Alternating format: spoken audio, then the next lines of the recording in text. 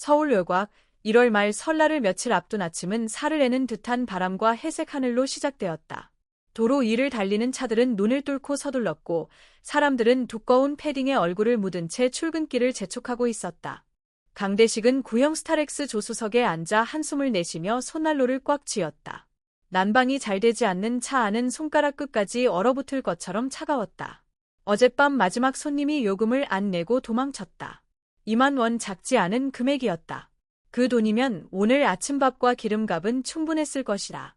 하, 진짜? 그는 뒷머리를 쓸어 넘기며 중얼거렸다. 새벽에 일어나 차를 닫고 출근 시간 전까지 두세 건을 태우는 것이 일상이었지만 요즘은 호출도 뜸했다. 대리운전, 카카오티, 각종 앱 서비스에 밀려 전통적인 개인 용달, 승객 운송은 거의 자취를 감췄다. 대식은 그런 변화에 적응하지 못한 늙은 기사 중 하나였다. 주머니 속 폴더폰이 울렸다. 액정에 뜨는 이름, 사채 김 실장. 그는 잠시 망설이다가 전화를 받았다.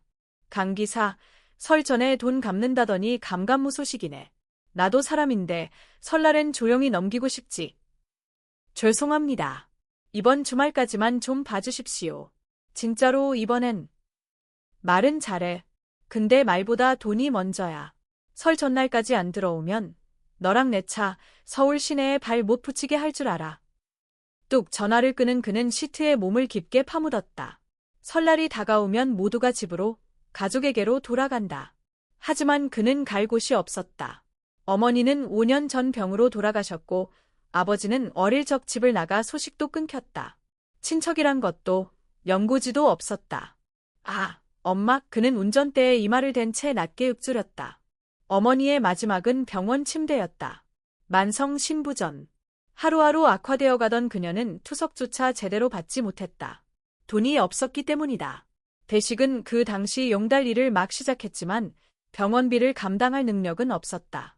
그렇게 어머니는 조용히 눈을 감았다. 죄책감은 언제나 대식을 따라다녔다. 밖은 여전히 눈이 날리고 있었다. 도로 옆 버스 정류장 앞에서 한 노인이 비틀거리며 서 있는 것이 보였다. 대식은 시선을 돌렸지만 거울 속 노인의 모습은 자꾸만 눈에 밟혔다. 허름한 누빔 점퍼에 검은 고무신, 얇은 스카프 하나로 목을 감싼 채 추위에 떨고 있었다. 몇 분이 지나고 대식은 결국 차에서 내려 노인에게 다가갔다. 할머니, 어디 가세요? 노인은 깜짝 놀라며 돌아봤다. 얼굴은 주름이 깊었고 눈매는 어딘지 모르게 슬퍼 보였다. 강원도, 청아리요. 고향이에요. 설이라서. 가보고 싶어서. 근데 버스가 없대요. 목소리는 떨리고 있었다. 대식은 속으로 거리를 계산했다. 청아리. 서울 외곽에서 최소 2시간 거리. 연료비만 해도 몇만 원이 들 판이었다. 지금 거기 가면 늦게 도착해요. 택시라도 타셨으면. 돈이 없어요. 그냥 혹시 가는 길이면 좀 데려다주면 좋겠다 싶어서요. 못 가도 괜찮아요. 그냥 물어본 거예요. 노인은 고개를 숙인 채 손에 쥐고 있던 김밥 조각을 다시 베어 물었다. 그것은 편의점에서 파는 싸구려 김밥이었고 이미 차가워져 있었다. 대식은 그 모습을 보고 잠시 말을 잃었다. 과거 자신이 어머니에게 싸주던 김밥이 떠올랐다. 돈이 없던 시절 어머니는 그 조각 김밥을 나눠 먹으며 맛있다고 말하곤 했다. 그 거짓된 미소가 지금도 뇌리에서 떠나지 않았다. 성아리까지 시간 좀 걸릴 거예요. 그래도 괜찮으세요? 노인은 놀란 표정으로 그를 바라봤다. 마치 믿기지 않는다는 듯. 정말요? 괜찮겠어요. 가다가 중간에 내려달라 하셔도 돼요. 타세요. 너무 춥잖아요. 노인은 작은 고개를 몇 번 끄덕이며 천천히 차에 올랐다. 대식은 조수석 열선을 올리고 히터를 최대한 틀었다. 창밖으로는 여전히 눈이 날리고 있었다. 그는 엔진을 켜며 조용히 혼잣말했다. 엄마, 이번 설엔 나 좋은 일 좀 하나 할게. 그렇게 두 사람은 성화리로 향하는 눈길에 올랐다. 그 누구도 몰랐다. 그들이 함께 가는 이 길이 서로의 과거와 운명이 맞닿은 단 한 번의 여정이 될 줄은. 강대식의 낡은 스타렉스는 눈 덮인 고속도로를 천천히 달리고 있었다. 히터는 여전히 불안정했지만 조수석에 앉은 윤순자 할머니는 조용히 두 손을 무릎 위에 모은 채 창밖을 바라보고 있었다. 눈송이들이 유리창에 닿았다 녹기를 반복했다. 차 안은 묘하게 따뜻하고 고요했다. 할머니, 언제 마지막으로 고향에 가보셨어요? 잠시 침묵이 흐른 후 순자 할머니가 조용히 입을 열었다. 거의 30년은 된 것 같아요. 그럼 가족들도 다 거기 계신 거예요? 아니에요. 이제는 아무도 없어요. 그냥 보고 싶어서요. 설날이잖아요. 그녀의 눈빛은 먼 기억을 더듬는 듯 흐릿했다. 대식은 그 표정을 보며 무언가 복잡한 사연이 있음을 느꼈다. 하지만 더 묻지 않았다. 모든 노인은 저마다의 이야기와 상처를 품고 살아간다. 어쩌면 그 상처를 끌어안은 채 살아가는 것이 노인의 숙명일지도 모른다. 두 사람은 말없이 한참을 달렸다. 라디오에서는 설 특집 방송이 흘러나오고 있었고 사회자들은 고향에 가는 청취자들에게 따뜻한 인사를 전하고 있었다. 그러나 고속도로의 또 다른 차 안에서는 전혀 다른 공기가 흐르고 있었다. 서울 강북구의 한 고급 빌딩 주차장에서 검은 제네시스 SUV가 출발하고 있었다. 운전석에는 말수가 적은 중년 남성, 조수석에는 말끔한 정장을 입은 젊은 남자, 이준우가 앉아 있었다. 위치 추적은 잡혔나? 예, 방금 전 고양시에서 북동 방향으로 빠졌습니다. 속도와 방향으로 봤을 때 성알이 쪼긴 듯합니다. 준우는 조용히 입꼬리를 올렸다. 그는 곧 핸드폰을 꺼내 GPS 화면을 확인했다. 지도 위에는 작은 붉은 점 하나가 이동 중이었다. 예상대로네. 역시 그 여잔 고향으로 갔군. 직접 따라가시겠습니까? 그냥 우리가 처리해도 됩니다. 아니다. 이번엔 내가 직접 본다. 유언장이 날아가기 전에 끝내야 해. 이준우는 재벌가 입양아로 윤순자 회장이 과거 중소기업을 키워 대기업 반열에 올랐을 때 입양한 아들이었다. 표면상으로는 효자였지만 실상은 회장의 건강이 악화되자 유산을 독차지할 계획을 세우고 있었다. 그는 순자의 친딸이 과거에 실종되었다는 사실을 이용해 유산 상속을 자신 쪽으로 유도하려 했지만 순자 회장이 최근 돌연 변심하면서 문제가 발생했다. 며칠 전 순자 회장은 혼자 병원에서 사라졌다. 위원장의 수정 움직임을 감지한 이준우는 다급히 그녀의 위치를 추적했고 결국 비서 몰래 그녀의 소지품 중 하나인 옷반지를 추적기로 세팅해두었던 것이 도움이 되었다. 그의 눈은 차가웠다. 할머니, 날 얕보면 안 되지. 설날에 끝내자고. SUV는 점점 강원도로 방향을 틀며 속도를 높였다. 한편 대식의 차량은 이제 고속도로를 벗어나 국도로 진입하고 있었다. 설 연휴 전이라 도로에는 기성 차량들이 몰리기 시작했고 간간히 눈이 쌓인 구간에서는 차들이 거북이처럼 움직였다. 대식은 차를 잠시 갓길에 세웠다. 기름 게이지가 반 이하로 떨어졌고 근처 주유소를 찾기 위해 핸드폰을 꺼냈다. 그러나 그의 폴더폰은 데이터 기능이 없었다. 대신 도로 표지판을 확인해 근처에 있는 읍내를 향해 방향을 틀었다. 할머니, 화장실 가고 싶으세요? 읍내 들렀다 가도 돼요. 응, 고맙구나. 잠깐 쉬었다 가면 좋겠네. 차는 천천히 읍내로 들어섰다. 작은 마을의 풍경은 눈으로 덮여 있었고 가게들은 대부분 문을 닫은 상태였다. 대식은 겨우 문을 연 편의점을 찾아 차를 세우고 할머니를 부축해 안으로 들어갔다. 그녀는 화장실을 다녀오는 길에 음료 하나를 들고 왔다. 이거라도 마셔. 추울 땐 따뜻한 게 좋아. 괜찮으세요? 돈 안 쓰셔도 되는데. 그냥 감사해서. 작은 캔커피 하나. 대식은 말없이 그것을 받았다. 따뜻함이 손끝에서 퍼졌다. 잠시 후 다시 길을 나선 두 사람. 대식은 할머니가 쓴 주소를 내비게이션에 입력했다. 강원도 성화리 134번지. 낯선 주소였지만 이제 더 이상 멀지 않은 거리였다. 그러나 그들이 도착하기도 전에 또 다른 차가 그들을 뒤따라오고 있었다. SUV 안에서 이준우는 핸드폰을 바라보다가 씩 웃었다. 거의 다 왔다. 곧 만나게 될 거야, 어머니. 그의 웃음 속에는 가족에 대한 정이 없었다. 오직 욕심과 계산만이 가득했다. 성화리로 가는 길은 점점 더 험해지고 있었다.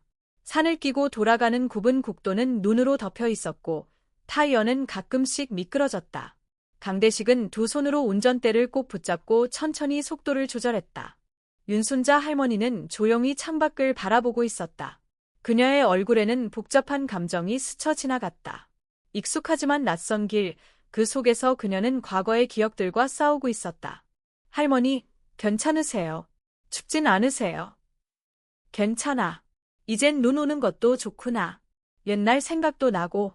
대식은 그녀의 말에 고개를 끄덕였지만 마음 한켠엔 이상한 기분이 맴돌고 있었다. 할머니는 분명히 아무도 기다리지 않는 고향이라 했지만 어쩐지 그 말에는 뭔가 숨겨진 것이 있는 듯했다. 그리고 또 한 가지. 그는 차에 오르고 얼마 지나지 않아 백미러로 멀리 따라오는 검은 SUV를 봤다. 처음에는 우연이라고 생각했다. 하지만 어느 순간부터 그 차는 일정한 거리를 유지하며 뒤따라오고 있었다. 휴게소에 들를 때도, 읍내를 거쳐 다시 나올 때도 그 차는 어딘가에서 다시 나타났다. 대식은 몇 번이고 자신의 추측을 부정하려 했다. 하지만 지금은 확신에 가까웠다. 누군가 그들을 추적하고 있다. 그는 잠시 고민하다가 라디오를 껐다. 할머니, 혹시 요 며칠 사이에 누가 따라오거나 연락한 사람이 있었어요? 순자 할머니는 놀란 듯 대식을 바라봤다. 무슨 말이니? 얘 그런 걸 묻니? 그냥요. 계속 같은 차가 우리 뒤에 붙어 있는 것 같아서요. 느낌이 좀 이상해서요. 그녀는 입술을 떨었다. 그리고는 고개를 떨군 채 조용히 입을 열었다. 내가 집을 나올 때 아무 말도 안 하고 나왔거든. 그래서 혹시... 말을 흐리던 그녀는 다시 창밖을 바라보았다. 대식은 더 묻지 않았다. 뭔가 깊은 사연이 있는 것이 분명했고 그 사연이 지금의 상황과 연결되어 있는 듯했다. SUV는 점점 더 가까워지고 있었다. 눈길이라 차가 많지 않아 뒷차의 존재는 더욱 도드라졌다. 대식은 가속 페달을 살짝 밟았다. 그의 차량은 노후화된 모델이었지만 그래도 도심이 아닌 국도에서는 충분히 속도를 낼 수 있었다. 하지만 SUV도 속도를 맞춰 따라왔다.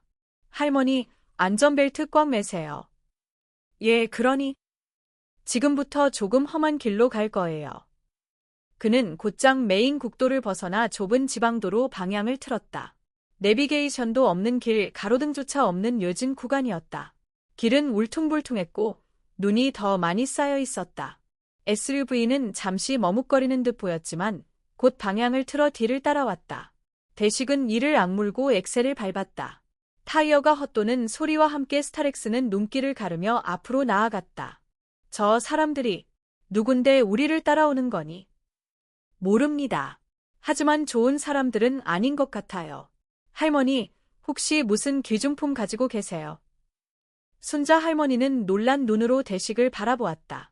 그녀는 망설이다가 조심스럽게 자신의 손가락을 감싸 쥐었다. 손가락에는 옥으로 된 고풍스러운 반지가 끼워져 있었다. 조각이 섬세했고 중앙엔 작은 문양이 새겨져 있었다. 이거요. 이건 그냥 오래된 가족 유산이에요. 별거 아니야. 그것 때문에 누가 쫓아오는 건 아닐까요? 그럴 리가. 그럴 리가. 그녀는 말을 잇지 못하고 손을 움켜쥐었다. 차는 점점 산 깊은 곳으로 들어가고 있었다. 눈은 더 거세게 내렸고 길은 더욱 미끄러웠다. 백미러 속 SUV는 여전히 보였다. 멀지도 가깝지도 않은 거리. 마치 모든 움직임을 계산하듯 따라붙고 있었다. 그때였다. 앞쪽 길목에서 눈사태로 막힌 구간이 나타났다. 대식은 급히 브레이크를 밟았다. 차는 미끄러지며 가까스로 멈췄다. 젠장. 그는 핸들을 돌려 옆길로 방향을 틀었다. 그 길은 도로라고 하기 어려울 정도로 좁고 험했다. 그러나 달리 방법이 없었다. 그는 조심스럽게 차량을 몰아 산 옆길로 들어섰다.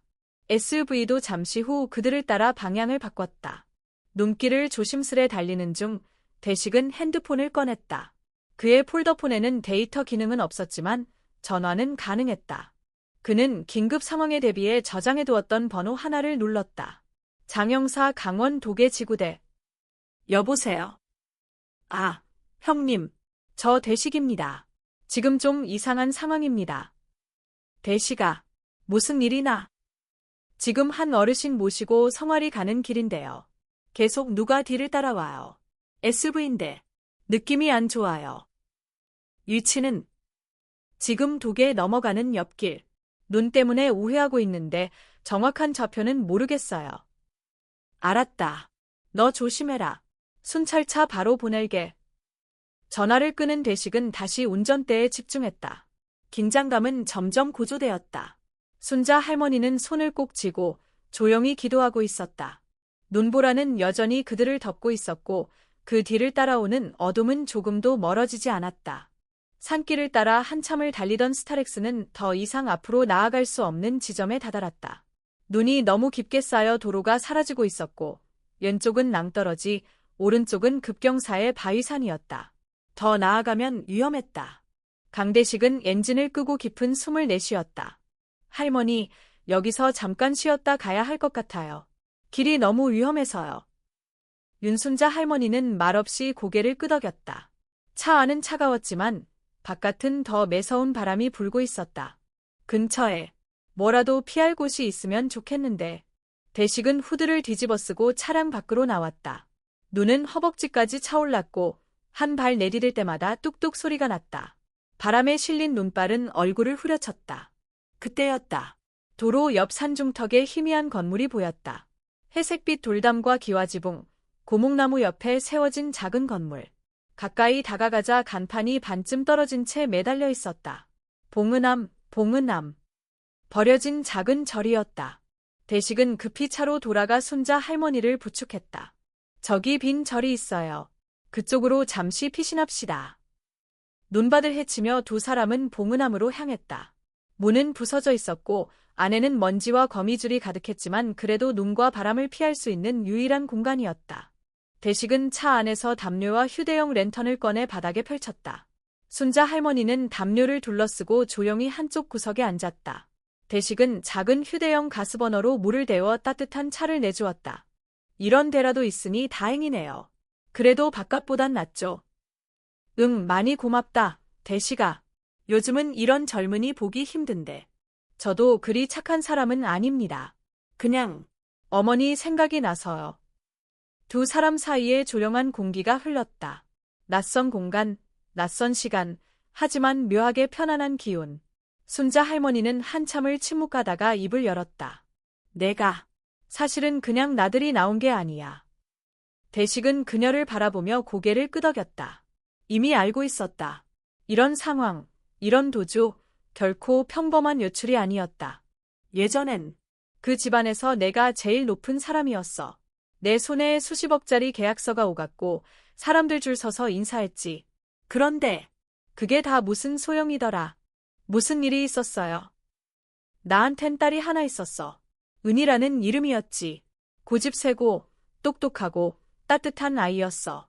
그런데 내가 그 아이를 버렸어. 대식은 깜짝 놀랐다. 그녀의 떨리는 목소리는 후회의 무게를 담고 있었다. 예요. 내가 원했던 길을 걔가 따르지 않았어.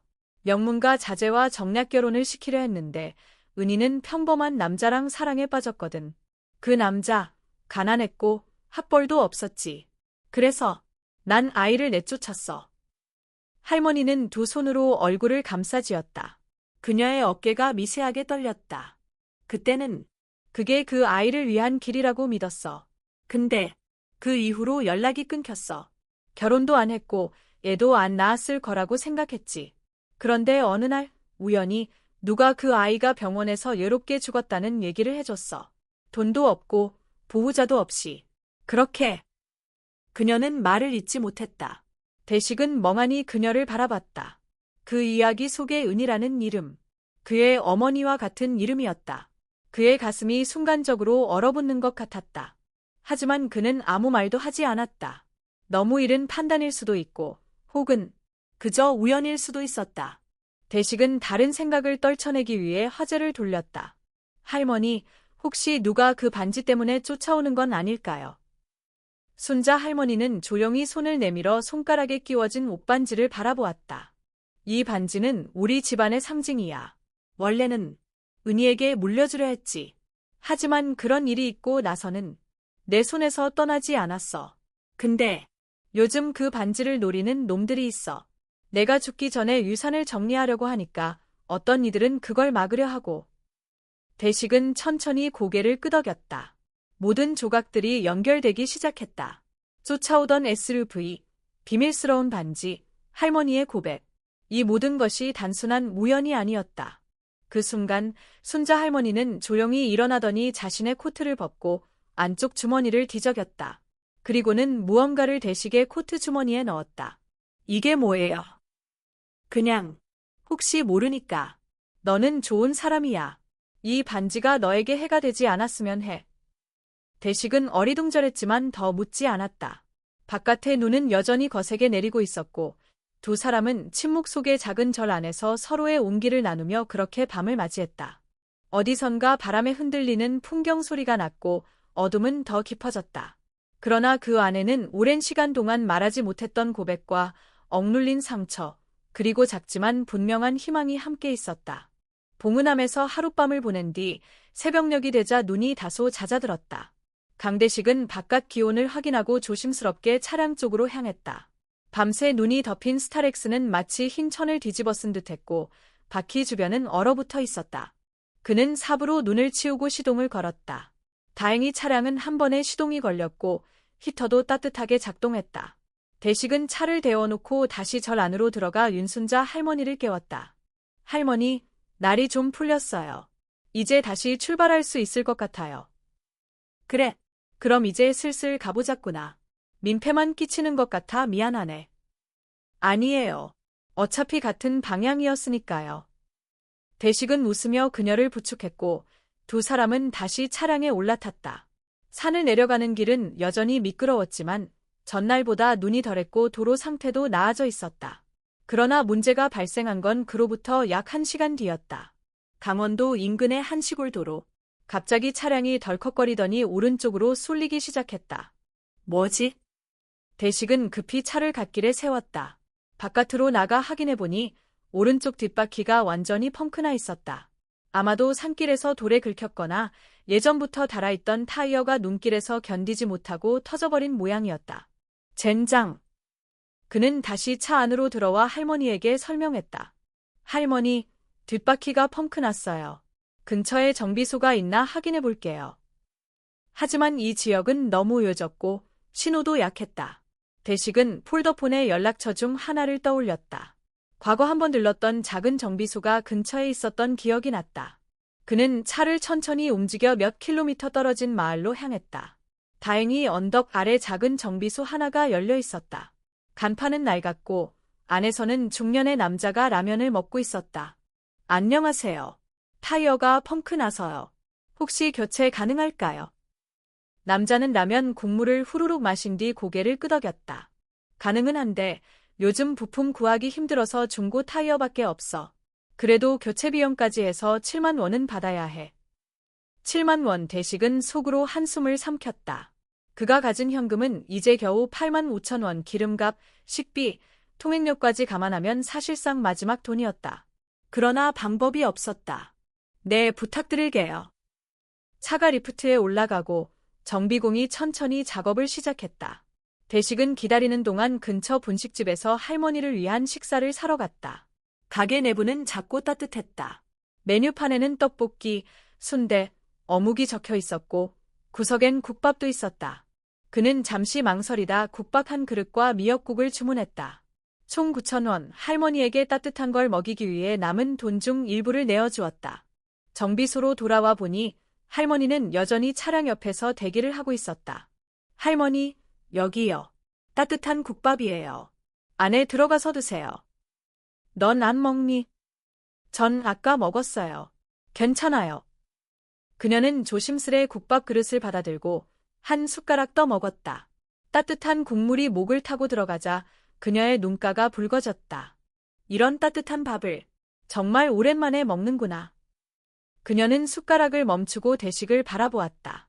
대식아, 너 같은 사람 요즘 거의 없단다. 그냥 제가 할 수 있는 최소한이에요. 예전엔 어머니께 이것보다 더 못한 걸 드렸었거든요. 그는 말을 하며 시선을 피했다. 할머니는 미소를 지으며 국밥을 다 먹고 마지막으로 국물 한 모금을 마셨다. 그러고는 자신이 쓰던 종이컵에 남은 국물 조금을 대식에게 내밀었다. 한 모금 마셔봐. 이 국물 맛있다. 그는 잠시 망설이다가 종이컵을 받아 마셨다. 따뜻한 국물은 몸 깊숙이 퍼졌고 눈가가 뜨거워졌다. 정비는 30분 만에 끝났고 대식은 남은 거에 모든 돈을 지불했다. 지갑에는 이제 1,000원짜리 몇 장만 남아 있었다. 하지만 마음은 묘하게 가벼웠다. 차에 다시 오른 그는 창밖을 바라보았다. 하늘은 조금씩 맑아지고 있었고 멀리 설산이 고요하게 솟아있었다. 차를 출발시키며 그는 말했다. 이제 얼마 안 남았어요. 할머니, 곧 도착할 겁니다. 그러나 그가 모르는 사실이 있었다. 그들이 멈춰섰던 동안 검은 SUV도 가까운 거리에서 잠복하고 있었고 누군가는 망원경 너머로 그들의 모습을 지켜보고 있었다. 차는 다시 국도를 달리고 있었다. 고장났던 타이어는 무사히 교체되었고 엔진 소리는 차분했다. 창밖으로는 겨울 햇살이 비치고 있었지만 산과들은 여전히 눈으로 덮여 있었다. 윤순자 할머니는 조용히 눈을 감고 있었고 강대식은 운전대에 집중하고 있었다. 하지만 그의 마음은 어지러웠다. SUV의 그림자, 할머니의 고백, 그리고 그 반지. 대식은 왼손 주머니를 더듬었다. 전날 밤 할머니가 몰래 넣어준 그 물건. 그는 한적한 도로에서 차를 갓길에 세우고 조심스럽게 그것을 꺼냈다. 반지는 작고 정교했다. 짙은 옥색 위에 은빛 테두리, 중앙에는 자가 고전체로 새겨져 있었다. 얼핏 보기엔 그냥 고풍스러운 장신구처럼 보였지만 손에 쥐는 순간 묵직한 기운이 느껴졌다. 그는 반지를 손바닥에 올려놓은 채 곰곰이 생각에 잠겼다. 왜 이런 걸 내게 주었을까? 단순한 감사의 표시였을까? 아니면? 차 안이 조용했다. 대식은 조수석에 앉은 할머니를 흘끗 바라보았다. 그녀는 조용히 눈을 감고 있었지만 얼굴에는 깊은 피로와 복잡한 감정이 엿보였다. 할머니. 이 반지, 어젯밤에 주신 거요. 아무래도 그냥 장신구는 아닌 것 같은데요. 순자 할머니는 눈을 떴다. 그녀의 시선이 반지에 꽂혔다. 잠시 침묵이 흐르고 그녀는 천천히 입을 열었다. 맞아. 그 반지는 우리 집안의 가장 오래된 유물 중 하나야. 그걸 갖고 있는 사람은 우리 가문에서 가장 큰 책임을 지는 사람이었지. 책임이요? 내가 젊었을 때 그 반지를 받았어. 그리고 우리 회사를 키워냈지. 근데 어느 순간부터 사람들은 반지를 상징으로만 보기 시작했어. 힘의 상징, 유산의 증거, 욕망의 표식. 그건 더 이상 가족의 의미가 아니었어. 그래서 저한테 맡긴 건가요? 할머니는 고개를 끄덕였다. 내가 누군지는 몰라.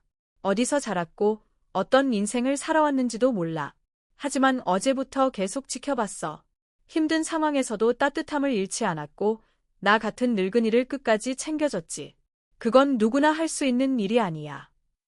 대식은 아무 말도 하지 못했다. 반지를 바라보는 그의 눈에는 여전히 의문이 가득했다. 그날 저녁 두 사람은 마을 어귀에 도착했다. 성아리, 할머니의 고향이자 오래된 과거가 묻힌 곳이었다. 겨울 햇살에 반짝이는 한옥 지붕들이 줄지어 있었고 작은 시냇물이 마을을 가로지르고 있었다. 대식은 차를 느리게 몰며 주소를 찾았다. 오래된 나무문, 기와로 덮인 담장, 그리고 희미하게 적힌 번지수.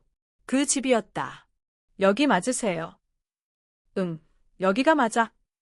순자 할머니는 조용히 문을 바라보았다. 손이 떨렸다. 30년 전 자신이 직접 딸을 내쫓던 그 문 시간이 지났지만 풍경은 여전히 그녀의 기억 속 그대로였다. 괜찮으세요? 잠깐만. 여기서 조금만 있다가 들어가자꾸나. 그녀는 두 눈을 감고 숨을 깊게 들이켰다. 눈물이 뺨을 타고 흘렀다. 그 순간 대식은 자신의 지갑을 꺼냈다. 오래된 흑백 사진 한 장이 있었다. 어머니가 젊었을 적 강원도의 설산 앞에서 찍은 사진이었다. 뒷면에는 희미하게 글씨가 적혀 있었다. 은희, 성화리에서 1995년 2월. 그는 사진을 들고 할머니에게 다가갔다. 할머니, 혹시 이 사람을 본 적 있으세요? 순자 할머니는 사진을 받자마자 숨을 멈췄다. 두 손이 떨리기 시작했고 눈은 사진에 고정되어 움직이지 않았다. 입술이 파르르 떨렸다. 이건 은희야. 그녀는 사진을 가슴에 꼭 끌어안았다. 그리고 믿을 수 없다는 듯 대식을 바라보았다. 이 사진, 내가 왜 가지고 있는 거니? 대식은 천천히 고개를 들었다. 그게 제 어머니예요. 저는 은희 씨의 아들이에요. 정적, 모든 것이 멈춘 듯한 순간. 순자 할머니는 한참 동안 말을 잇지 못했다. 눈동자가 흔들리고 숨이 가빠졌다. 그럴 리가 없어. 은희는 애가 없다고 했는데. 어머니는 저를 혼자 키우셨어요. 아버지에 대한 얘기는 한마디도 하지 않으셨죠. 어릴 적엔 서울의 작은 반지하에서 살았고 어머니는 청소일을 하시다가 병을 얻으셨어요. 결국 돌아가셨습니다. 순자 할머니는 입술을 깨물며 고개를 떨궜다. 내가 그런 짓을 하지 않았더라면 내 딸이 그리고 내 손자가 그렇게 살지는 않았을 텐데. 그녀는 무너진 듯 바닥에 주저앉았다. 대식은 조용히 그녀 곁에 앉았다. 마음이 복잡했다. 원망과 이해, 슬픔과 혼란이 뒤엉켰다. 그 순간 멀리서 익숙한 엔진 소리가 들렸다. 그는 고개를 돌려 백미러를 확인했다. 검은 SUV 한 대가 먼지를 일으키며 마을 입구로 들어서고 있었다. SUV는 먼지를 일으키며 천천히 멈췄다. 검은색 차창 너머로 실루엣이 움직였고 곧 문이 열리며 이준우가 내렸다. 검은 코트를 입은 그의 모습은 그늘이 짙었고 논밭 위를 걷는 발자국마저 날카로웠다. 그를 본 순간 순자 할머니는 얼굴이 굳었다. 두 손이 무릎 위에서 움찔했다. 그 사람, 내가 말한 그 남자니? 대식은 고개를 끄덕이며 자리에서 일어섰다. 맞아요. SUV를 몰던 놈들 중 하나. 계속 우리를 따라왔어요. 이준우는 조용히 다가오며 말했다. 이제 그만하시죠, 어머니. 참으로 감동적인 재해네요. 근데 그만하셔야죠. 더 이상 이 꼴 보기 힘들어요. 순자 할머니는 조용히 고개를 들었다. 내가 왜 여기에 왔는지 안다. 하지만 너도 알겠지. 이젠 모든 게 끝났다는 걸. 끝났다고요? 아니죠. 아직 유언장 제출 전입니다. 그리고 이 사람이 누구든 간에 상속권을 주장할 순 없어요. 출생기록도 혈연증명도 없잖아요. 대식은 조용히 앞으로 나섰다. 난 그런 거 원하지 않아. 그 반지도, 그 돈도. 난 그냥 진실이 알고 싶었을 뿐이야. 진실이 뭐죠? 우리 어머니께 버림받은 딸의 아들이란 증거요. 그게 당신 인생에 도움이 되긴 하나요? 그건 내가 판단할 일이야. 대식은 차분하지만 단호하게 말했다. 그 말투에서 더 이상 흔들림은 느껴지지 않았다. 하지만 이준우는 물러서지 않았다. 좋습니다. 그럼 경찰을 부르든 변호사를 대동하든 해보시죠. 하지만 그 반지, 그건 어머니의 유산입니다. 불법적으로 전달됐다면 법적 대응할 수밖에 없습니다. 순자 할머니가 그 말의 자리에서 일어섰다. 그 반지는 내가 준 거다. 내 자유의지로 내가 선택한 사람에게 넘긴 거다. 그 선택이 이 거지 같은 남자입니까? 찰나의 정적, 대식의 눈빛이 바뀌었다. 감정이 폭발하기 직전의 고요함. 그는 조용히 주먹을 쥐었다. 다시 말해봐요. 한 번만 더 그런 식으로 말해봐. 예요. 때리게요. 때려봐요. 바로 경찰 부르죠. 순자 할머니가 두 사람 사이에 끼어들었다. 그만해. 준우야, 내가 내 아들이라면 이런 식으로 행동하지 마. 어머니가 날 선택한 거잖아요. 은희 누나는 버리고, 날 키우고, 날 후계자로 만들었잖아요. 그게 내 인생에서 가장 큰 잘못이었다. 그 말에 준우는 멈칫했다. 얼굴에서 표정이 사라졌다. 그의 눈동자엔 상처가 드러났고 동시에 억눌린 분노가 고개를 들고 있었다. 그래요. 결국 그렇게 말할 줄 알았어요. 나도 버리시겠다는 거네요. 넌 버려진 게 아니라 처음부터 진심으로 받아들인 적이 없었던 거야. 넌 나를 이용했고 내 이름을 팔았지. 가족이라고 생각해 본 적 있어? 침묵. 찬바람이 마을 골목을 스쳤다. 순자 할머니는 손을 내밀었다. 그만하자. 모든 걸 끝내고 싶다. 대식이는 내 손자야. 이건 피가 말해주는 진실이야. 이준우는 웃었다. 찢어진 듯한 웃음. 피가 뭔데요? 전 평생 어머니를 위해 일했어요. 기획, 투자, 경영 전부 제가 했습니다. 그럼에도 결국 진짜 가족은 아니었다 이거군요. 그는 품에서 무언가를 꺼냈다. 작고 검은 봉투. 이게 뭔지 아세요? 어제 서류 작업 끝냈습니다. 현재 유언장 무효 소송 진행 중이에요. 어머니가 제정신이 아니었다는 진단서도 확보했고 변호사들도 준비됐죠. 반지는 증거로 제출하면 끝입니다. 그 순간 대식이 앞으로 나섰다. 그럼 반지 가져가요. 순자 할머니와 이준우 모두 놀란 눈으로 대식을 바라봤다. 뭐라고요? 가져가라고요. 난 그런 거 필요 없어요. 돈도, 이름도. 어머니는 돌아가셨고 난 이미 충분히 잃었어요.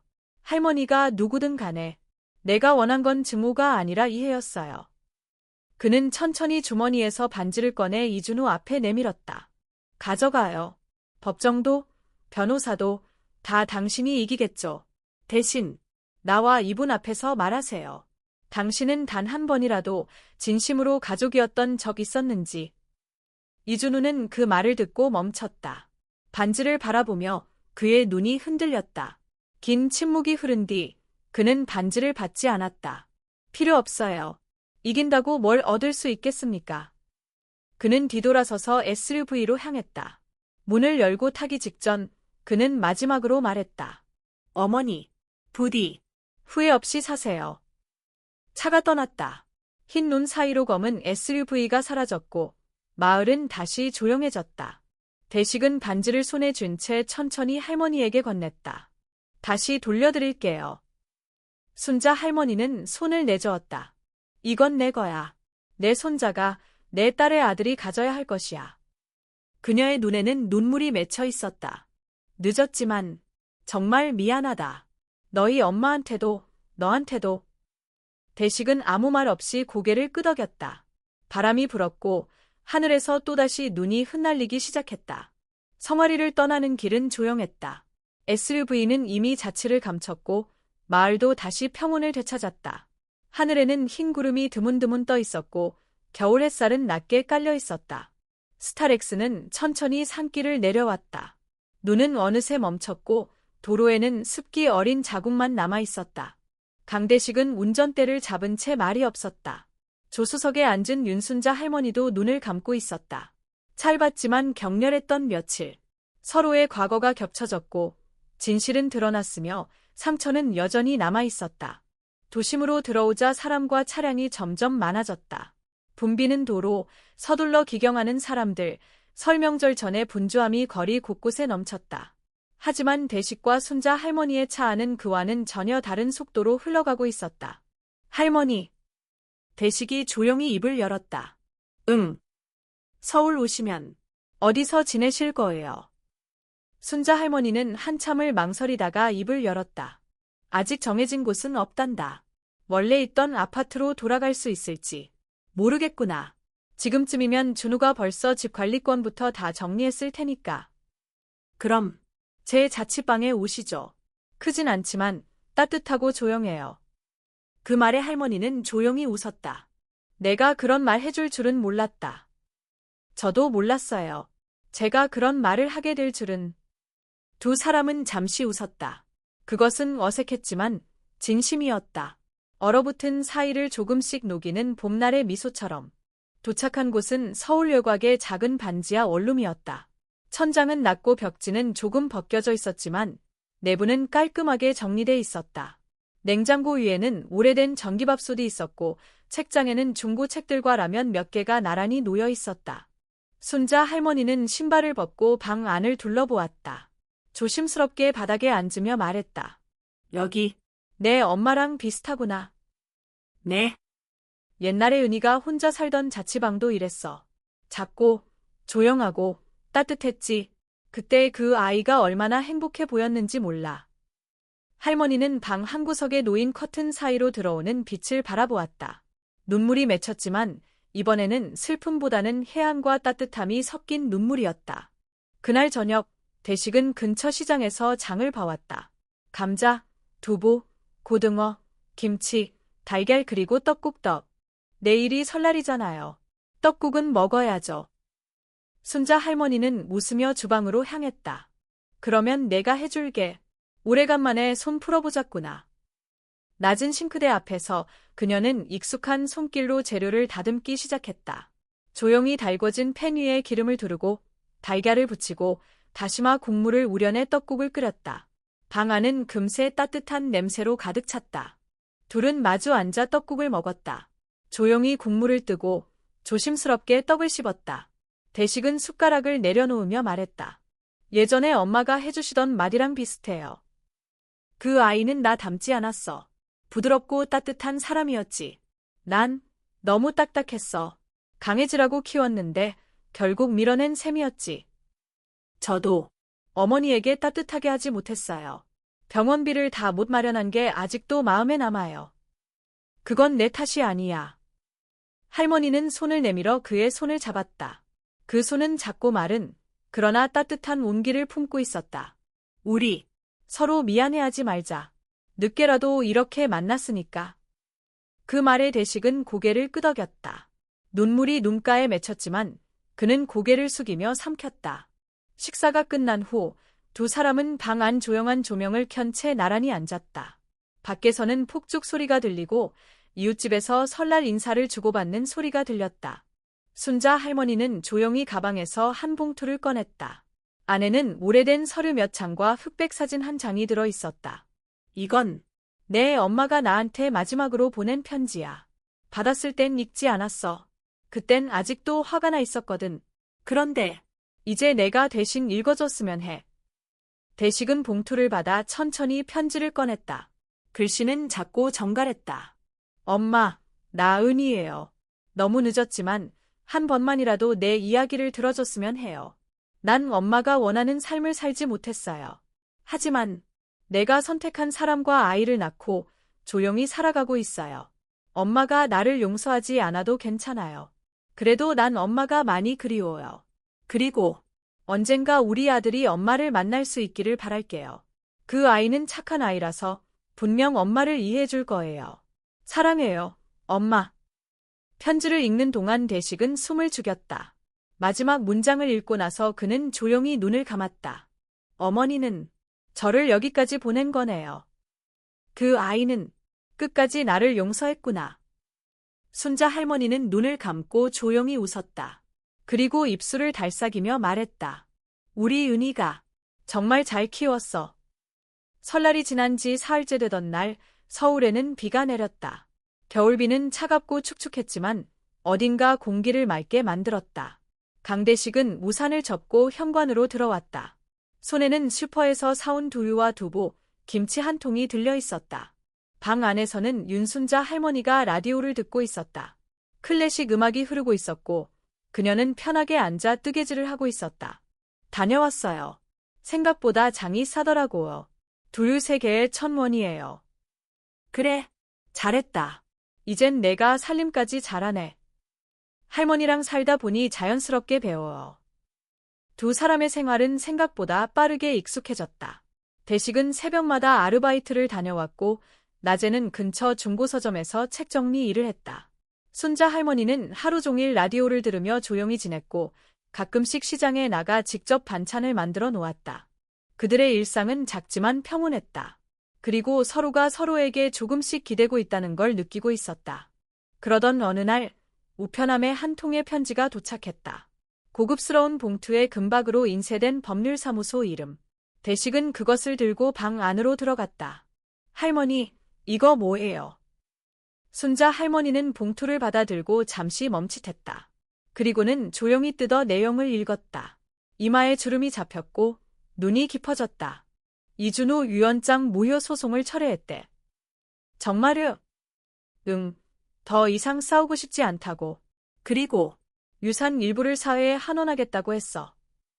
대식은 믿을 수 없다는 듯 고개를 저었다. 그 사람이 그렇게 변할 수 있을까요? 어쩌면 우리와의 마지막 대화가 그에게도 무언가를 남긴 걸지도 몰라. 어쨌든 이건 좋은 일이지. 그녀는 편지를 접어 서랍에 넣었다. 하지만 대식의 표정은 여전히 무거웠다. 근데요, 할머니 만약 그 사람이 다시 마음을 바꾸면요. 혹시라도 저 반지를 이용해서 뭔가 꾸민다면. 그 말에 순자 할머니는 조용히 반지를 꺼냈다. 옥빛이 윤은하게 빛났다. 그래서 나도 생각했단다. 이 반지를 어떻게 해야 할지. 없애는 게 나을까요? 아니, 숨길 거야. 더는 누구의 욕심에도 이용되지 않도록. 그녀는 조용히 반지를 붉은 천에 싸서 작은 나무 상자에 넣었다. 그리고 장롱 깊숙한 곳, 오래된 이불 아래에 숨겼다. 이건 우리가 지켜야 할 거야. 누굴 위해서가 아니라 기억을 위해서. 대식은 고개를 끄덕였다. 그것은 더 이상 부의 상징이 아니라 한 가족의 상처와 화해의 증표였다. 며칠 뒤 대식은 우연히 어머니의 유품 중 낡은 노트를 발견했다. 빛바랜 종이 위에는 수기로 적힌 일기와 시 한 편이 남겨져 있었다. 아들이 웃는 얼굴을 보면 하루가 괜찮았다. 세상은 차갑지만 그 아이는 따뜻했다. 언젠가 그 아이가 내 어머니를 만나길. 그땐 나는 없어도 괜찮다. 그 글을 읽으며 대식은 오래된 기억 속 어머니의 얼굴을 떠올렸다. 고단했지만 다정했던 미소. 겨울밤의 감기를 걱정하며 이불을 덮어주던 손길. 그는 그 사랑을 잊지 않고 있었다. 그날 밤, 그는 잠을 이루지 못했다. 좁은 방 안에서 그는 조용히 숨을 쉬며 어둠 속에서 혼잣말을 했다. 엄마, 저 이제 괜찮아요. 할머니랑 같이 있어요. 엄마가 그토록 원하던 일이 정말로 이루어졌어요. 그리고 며칠 뒤 순자 할머니는 작은 봉투 하나를 대식에게 건넸다. 이건 너를 위한 거야. 그 안에는 은행 통장이 들어 있었다. 꽤 큰 액수의 잔고가 찍혀 있었다. 이 돈, 전 안 받아요. 저한텐 과분해요. 그건 유산이 아니야. 그냥 내 엄마가 살아있었다면 너에게 해줬을 선물이라고 생각해. 그래도 언젠가 너도 누군가에게 이런 마음을 전하게 될 날이 올 거야. 그때 후회하지 않게 지금부터 준비해. 그 말에 대식은 말없이 봉투를 가슴에 안았다. 처음으로 그는 누군가에게서 진심 어린 물려받음을 느꼈다. 그날 저녁 창밖에는 다시 눈이 내리기 시작했다. 조용하고 고요한 하얀 눈. 두 사람은 창가에 나란히 앉아 눈 내리는 풍경을 바라보았다. 말없이 그러나 따뜻하게 서로의 존재만으로 충분한 시간. 순자 할머니는 조용히 속삭였다. 이제야 조금 사람이 된 것 같아. 대식은 조용히 웃었다. 전 이제야 가족이 뭔지 알게 됐어요. 눈은 계속해서 내렸다. 세상의 먼지를 덮듯 그들의 상처도 천천히 덮이며 사라지고 있었다. 봄이 오고 있었다. 서울의 바람은 아직 차가웠지만 나뭇가지 끝에는 연두빛 새싹이 움트고 있었다. 긴 겨울을 지나온 도시와 사람들은 서서히 깨어나고 있었다. 강대식은 오늘도 새벽 출근을 마치고 돌아오는 길이었다. 손에는 작은 빵 봉투와 커피 두 잔이 들려 있었고 표정은 평온했다. 그는 현관문을 열고 방 안으로 들어왔다. 할머니, 일어나셨어요. 윤순자 할머니는 작은 테이블 앞에 앉아 있었다. 안경을 낀 채 신문을 읽고 있었고 옆에는 라디오가 조용히 클래식을 틀고 있었다.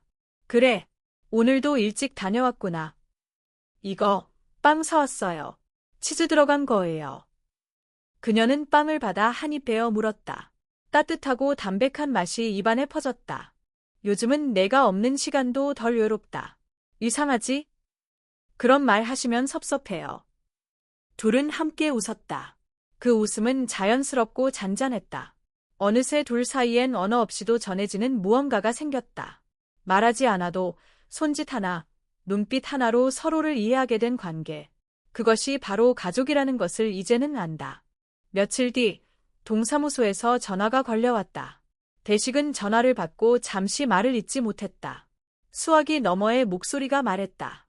봉사활동 신청하셨던 분 맞으시죠? 어르신 상담 봉사자로 지원하셨던 분이요. 아, 네, 맞습니다. 이번 달부터 시작할 수 있을 것 같아서요. 할머니분도 같이 참여 가능하시다고 하셨죠? 네, 저희 둘 다 가능합니다. 전화를 끊은 뒤 그는 순자 할머니에게 웃으며 말했다. 할머니, 우리 이젠 남 도와야 해요. 뭐 도와준다고 우리가 대단한 사람 되겠니? 그래도 받은 게 많잖아요. 되갚아야죠. 그녀는 조용히 고개를 끄덕였다. 그래, 나도 이제 나처럼 외로운 사람들에게 따뜻한 말 한마디 해주고 싶구나. 며칠 후 동사무소에서 진행하는 어르신 상담 프로그램이 시작되었다. 작은 회의실에 모인 노인들과 자원봉사자들. 순자 할머니는 한 노인의 이야기를 조용히 들어주며 손을 꼭 잡아주었다. 그녀의 표정엔 진심이 담겨 있었고 그 손은 세월을 닮아 있었다. 대식은 방 한쪽에서 말없이 그 모습을 바라보았다. 그리고 알았다. 이제 그녀는 외로운 유상가가 아니라 누군가의 할머니가 되었음을. 시간은 흘렀고 계절은 완연한 봄으로 접어들었다. 어느 날 순자 할머니는 대식에게 작은 상자를 건넸다. 오래된 나무 상자였다. 대식은 천천히 뚜껑을 열었다. 그 안에는 반지가 없었다. 할머니, 반지, 없애버렸어. 대식은 놀란 얼굴로 그녀를 바라봤다.